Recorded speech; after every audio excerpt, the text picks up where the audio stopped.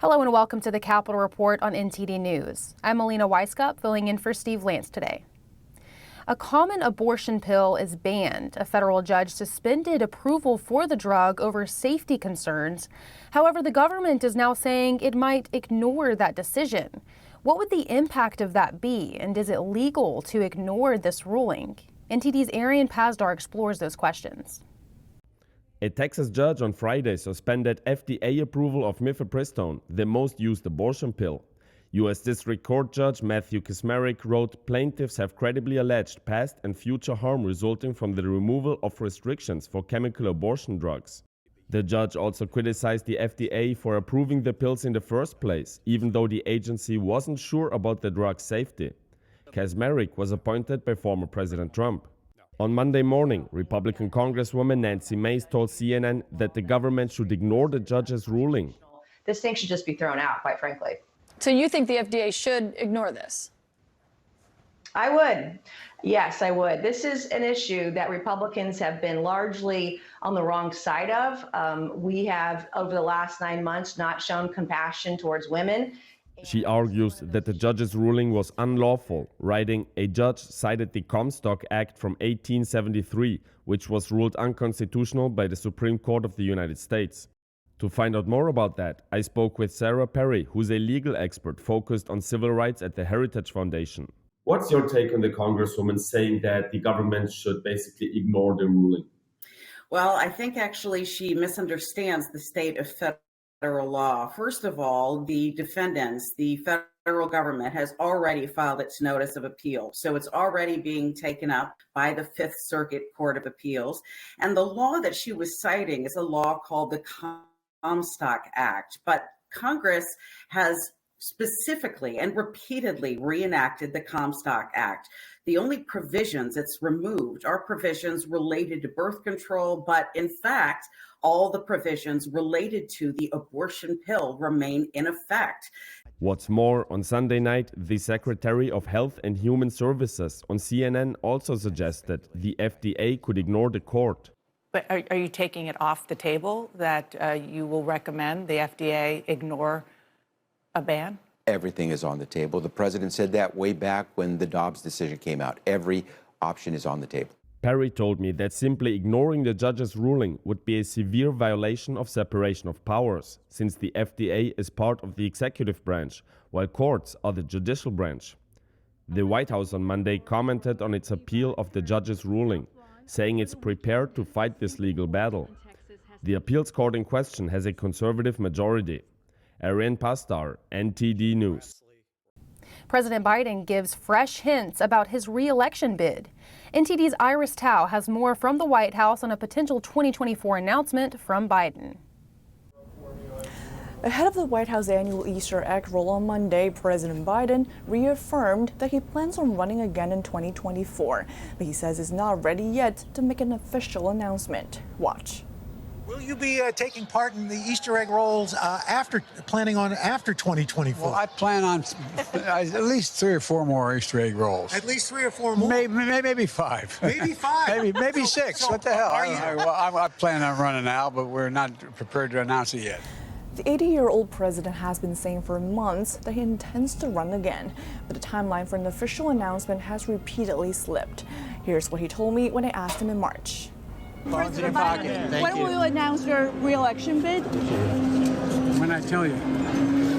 Biden's advisors have said that he plans to wait until after March. But White House aides told the Associated Press that Biden would at least wait until after he gets back from his trip to Ireland, which starts on Tuesday and ends on Friday. Meanwhile, potential contenders on the GOP side are on the move.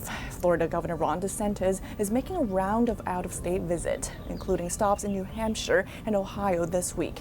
And former President Trump, who's getting a lot of traction nowadays, is reportedly contending that the latest indictment would carry him to the 2024 Republican nomination. Reporting from the White House, Iris Tao, NTD News. More on China's attempts to subvert American values. An aide for Congressman Chris Smith recently received an email from a Chinese Communist Party official attacking his bill that condemns the Chinese regime's live forced organ harvesting from prisoners of conscience. The New York Post reported the email. It was sent to Congressman Smith's office one day after the House passed his bill, the Stop Forced Organ Harvesting Act. The bill aims to condemn, investigate, and punish CCP officials for forced organ harvesting.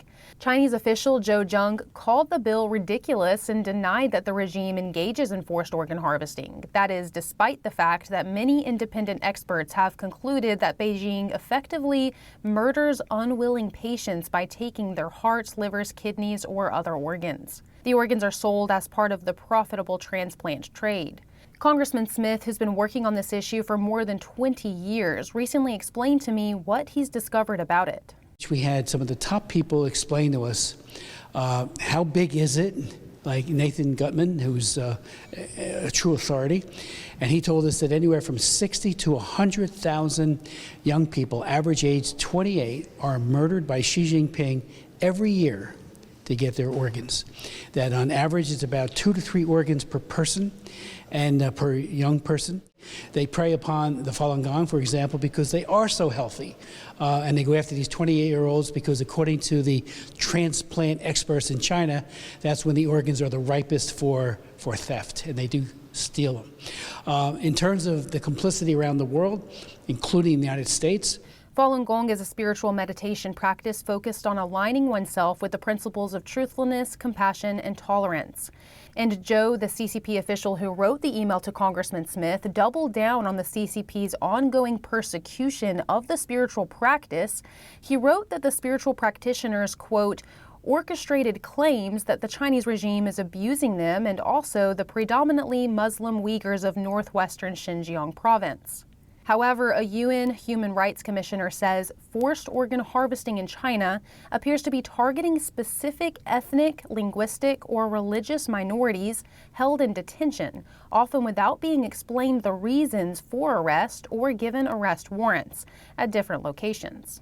Aside from Smith's bill in Congress, Texas is the latest to take action. The state passed a bill last week to prevent Texans from unknowingly becoming complicit in forced organ harvesting.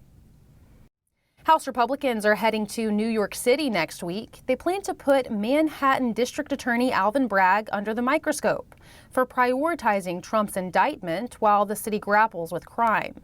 Judiciary Chairman Jim Jordan is leading the field hearing just blocks from Bragg's Lower Manhattan office, in the courthouse where Trump was arraigned with 34 felony counts. We have further assessment on Trump's case. NTD's Steve Lance speaks with the political strategist Roger Stone to get his thoughts on the indictment. Here's a look. Roger, I have to get your thoughts. Former President Trump arrested, sitting inside of a courtroom. When you first saw those images, what went through your mind? What I saw, that look in his eye, was a look of resolution, what was a look of defiance. That image caused a 20-point bounce in the Republican polls and at least a 5 or 6 point bounce in the general election polls. He actually, public reaction to that actually had him gaining politically. And then, of course, it brought in millions and millions of dollars to his campaign. So I think the people looked at that and they said, is this really happening in America? You mentioned the series of prosecutions, the Russia collusion hoax, a variety of impeachments that failed, the arrests of yourself and various others. I think throughout the process, we've asked ourselves, where does it end? And now we see the former president in a courtroom arrested. Where do you see this ultimately going? It can really only end with the election of a new president, with the election of Donald Trump, who this time, I think, having been through the experience of Washington before, has a much better understanding of how Washington and the system works. So in his defense, I mean, I think Donald Trump was one of the most successful presidents in my lifetime, the most robust economy, rebuilding our military strength, appointing conservatives to the bench, sealing our southern border. But I do think he went to Washington thinking, well, there's Republicans and Democrats. The Republicans are with me, the Democrats are against me. That was never true. And therefore, he relied on a number of people who let him down, whose real loyalty was not to him or to the views of his administration, but to themselves and their own agenda. Donald Trump in his second term will not make those mistakes again. It's an excellent point, Roger. Nobody is above the law. This is a phrase that we've heard a lot lately from a lot of your friends on the Democratic Party in the media. What do you hear when you hear this statement, nobody is above the law? Well, obviously that's not true. Hillary Clinton destroyed 33,000 emails that were under subpoena. She clearly is above the law. Nancy Pelosi used her position as Speaker to make millions and millions of dollars in insider trading. She's obviously above the law. Rod Rosenstein, I was charged with lying to Congress. Rod Rosenstein testified to the Senate and said that he never authorized the investigation into Roger Stone. I have the signed papers that he filed where he did exactly that. So we have a two-tiered justice system.